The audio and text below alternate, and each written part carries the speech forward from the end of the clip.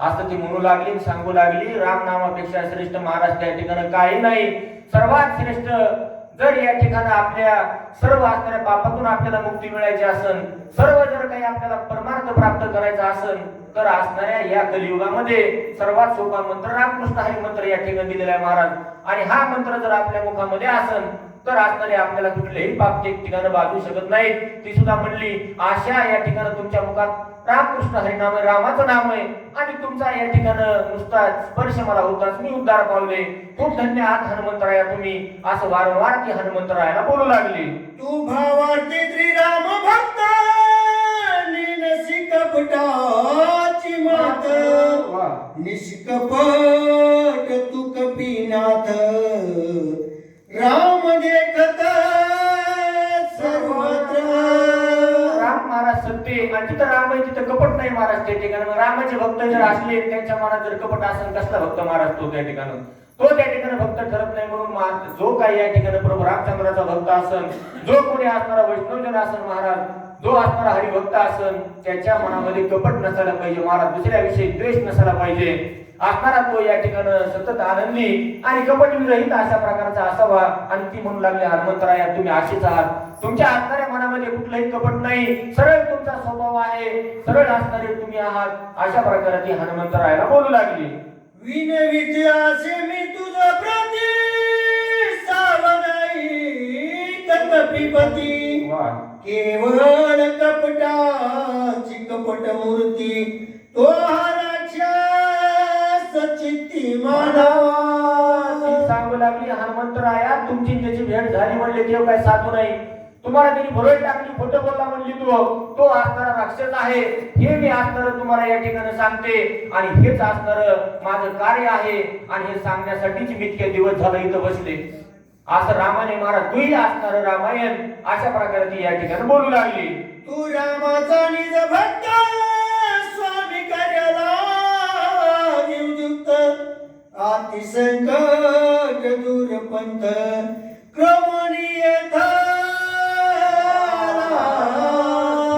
अशा प्रकारे ती म्हणू लागली की इतक्या असणाऱ्या दुरून हनुमंतराया तुम्ही आणि या ठिकाणी आलेला आहात. आणि कुठे गेले हनुमंतराय? गंधर्व नगरी होती महाराज ती त्या ठिकाणी.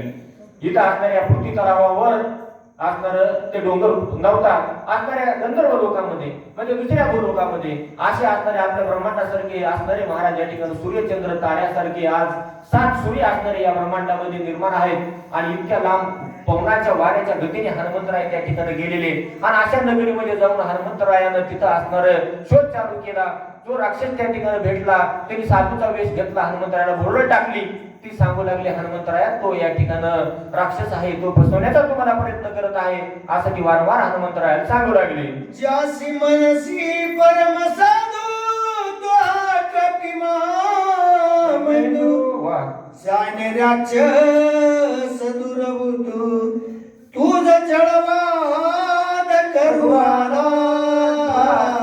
छळण्यासाठी तो या ठिकाणी आलेला आहे, तुम्हाला या ठिकाणी मारण्यासाठी तो बसलेला आहे, असं हनुमंतराया सांगू लागली. रावणाचा परमार्थ प्रतिज्ञा करून येत, टाकुनी आला द्रोण पर्वत, छळणार्थ तुझं लागी.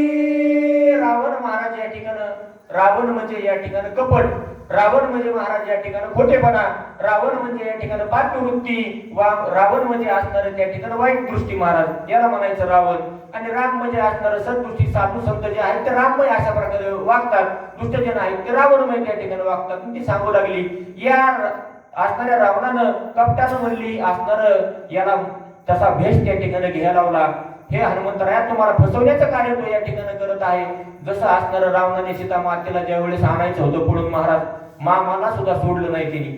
मरीची मामाला त्या ठिकाणी हरणाचा वेश घ्यायला बिचारा त्या ठिकाणी नग म्हणत होता, पण म्हणला ह्या रावणाच्या हाताने मारण्यापेक्षा प्रभू रामचंद्राच्या हाताने त्या ठिकाणी मरून मोक्षाला जाणं कितीतरी चांगलंय. तसाच ह्याला सुद्धा बसवलं महाराज बळद, हे सुद्धा तयार होत नव्हता. पण असणार बळद त्याला त्या ठिकाणी तयार केलं आणि असणार त्याला कपट करायला लावलं. तो सुद्धा म्हणला, महाराज हनुमंतरायाच्या भक्ताच्या हाताने जर मरण आलं तर मी त्या ठिकाणी मोक्षाला प्राप्त होईल, माझी सुटका होईल या जन्म मरणाच्या फेऱ्यातून. म्हणून तो सुद्धा आनंदाने महाराज त्या ठिकाणी तयार झाला. आणि त्याला माहित होतं मी जर नाही ऐकलं, रावण म्हणले मला काही जिवंत ठेवणार नाही. आणि अशा प्रकारे मग तो त्या ठिकाणी बळत बसला आणि हनुमंतरायाला फसवतोय असा अप्सरा सांगू लागली.